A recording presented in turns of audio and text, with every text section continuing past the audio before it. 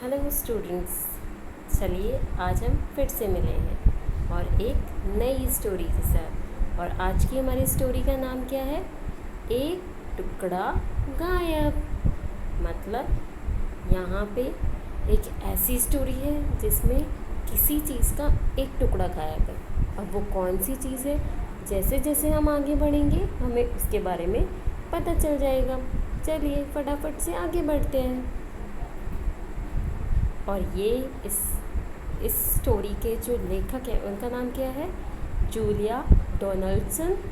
और इसका नाम है एक टुकड़ा गायब। और आप अपनी स्क्रीन पे देख पा रहे हैं, आपको कुछ 2 पीसेस नज़र आ रहे हैं, यानी 2 टुकड़े। और ये किस चीज़ के टुकड़े हैं? ये हमारे किसी पज़ल के टुकड़े, यानी दिस होल स्टोरी, यानी ये पूरी कहानी किसके बारे में है? पज़ल के ऊपर है।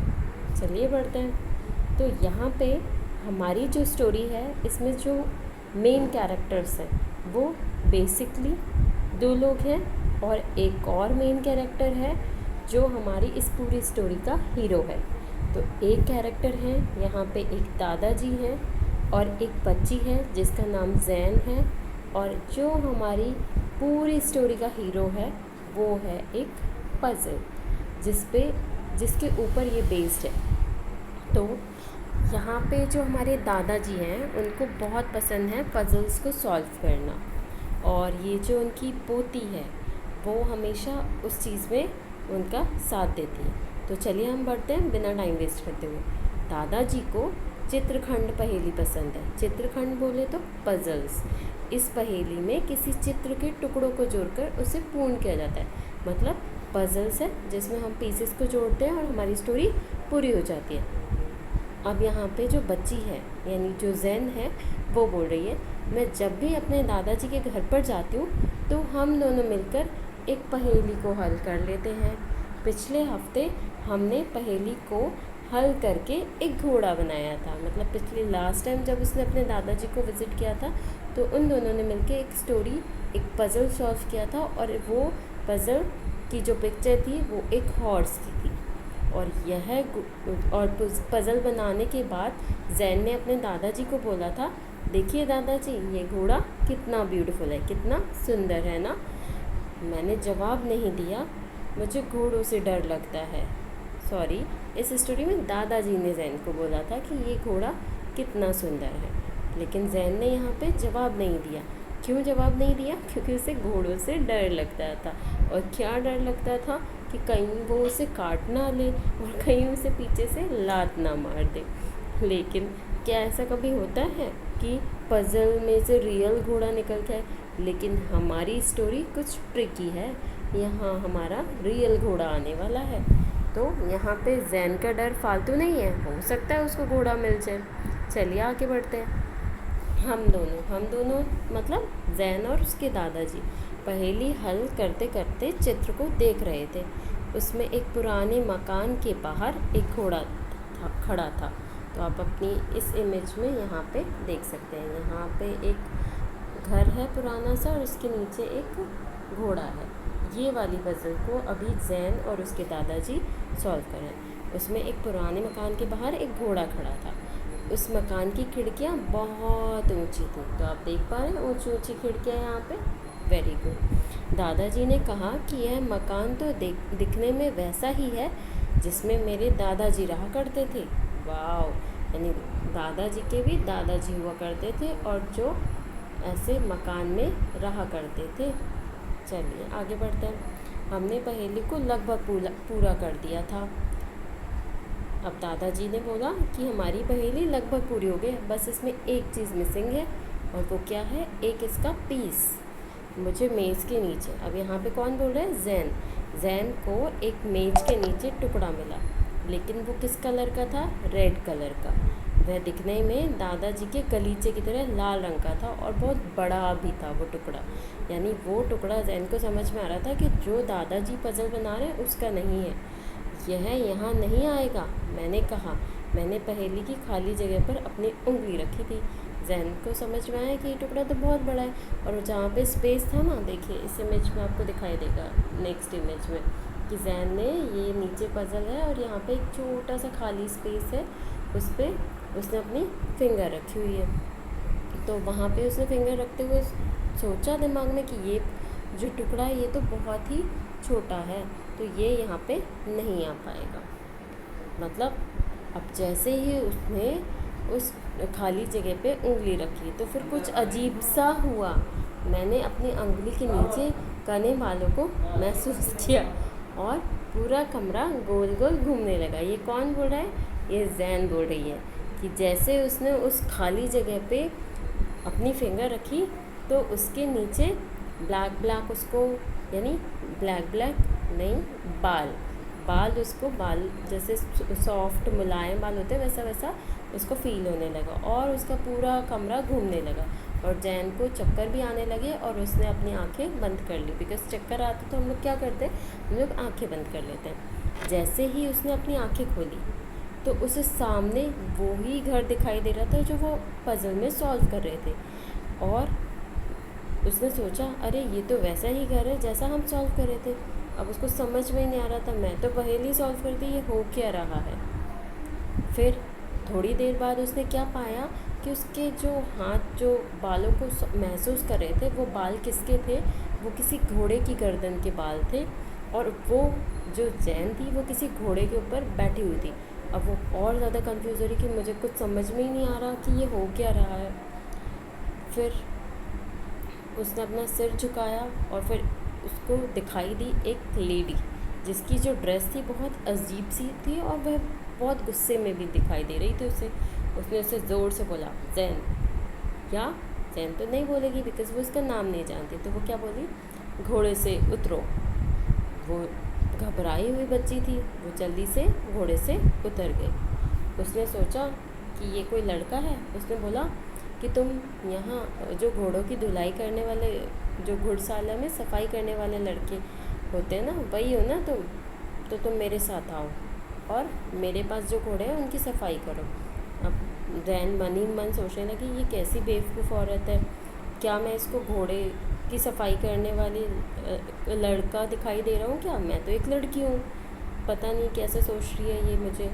और उस लेडी ने, जब तक उसके दिमाग में ये सब चल रहा था तो उस लेडी ने उसको एक इशारा किया, एक तरफ एक डायरेक्शन बताई कि ये ब्रश पकड़ो और उस डायरेक्शन में ये जो वाइट कलर का घोड़ा है इसको जाके साफ़ करो।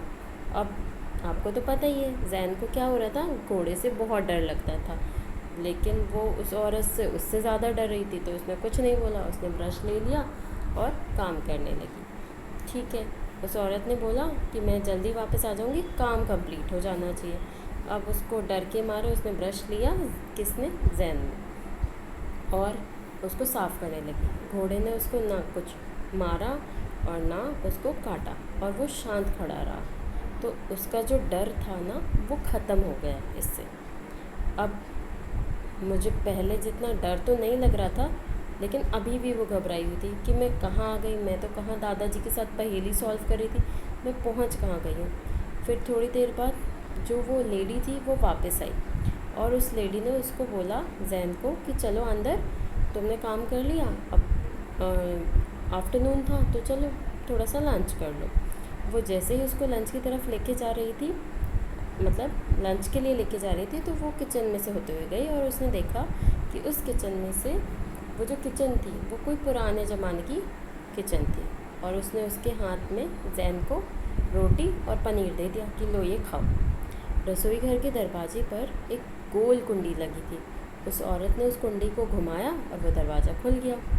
जैसे उसने खोला, एक बाहर लड़का खड़ा था और वो लड़का कौन था? वो लड़का जो वो गलत फहमी उसको थी कि जैन को उसने जो समझ लिया था ये वो लड़का था, यानी घुड़शाला में काम करने वाला।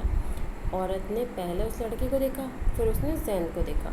अब उसको और गुस्सा आया कि यार ये क्या हो रहा है, मैं तो इसे काम करने के लिए क्या है, एक तो इसने काम मतलब और खाना भी खा लिया और मेरा काम करने वाला तो अब आया। उसको और गुस्सा आया, अब तो कोई मेरी मदद करो।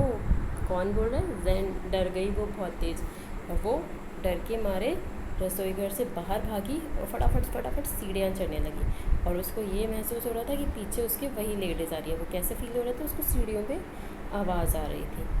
फिर एकदम से वो भागते भागते उससे बचते हुए एक रूम में घुस गई, एक कमरे में, और फटाफट से उसने वहाँ पे जाके अपने आप को छुपा लिया। और वहाँ पे जाके वो शांत खड़ी रही चुपचाप, ताकि वो औरत वहाँ से चली जाए। और थोड़ी देर बाद उसको उस औरत के जो पैर की आवाज़ थी वो थोड़ी सी दूर नज़र आई, मतलब नज़र तो क्या आएगी, सुनाई दी। सो उसने सांस ली, ओ गॉड, हाँ मैं तो बच गई। मैंने कमरे के चारों ओर देखा, और वह मैंने मतलब जैन ने कमरे के चारों तरफ देखा।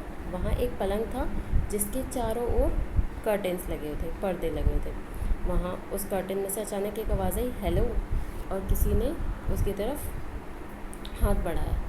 और वहाँ पे पलंग पे कौन था, एक लड़का था। वह बहुत बीमार था, उसके पूरे चेहरे पर रेड रेड स्पॉट हो रहे थे। उसने मुझसे कहा, किससे कहा, जैन से, कि तुम यहाँ से दूर चले जाओ, तुम नहीं मेरे पास आओगे तो तुम्हें भी चिकन पॉक्स हो जाएंगे।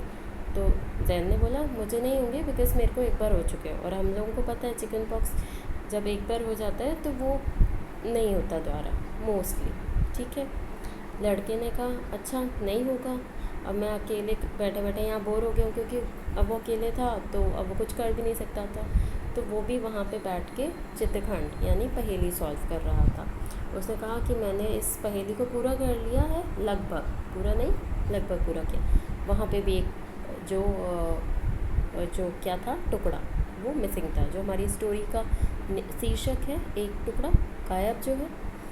तो उस पहेली में क्या था, जो वो लड़का बना रहा था, एक रूम था, और वो रूम किसका था, वो उसके दादाजी का रूम था। तो उसने लड़के ने बोला, ये कमरा कितना अजीब सा है, बिकॉज़ वो तो पुराने ज़माने में रहता था, और तुम खुद भी कितनी लड़की, तुम कितनी अजीब हो।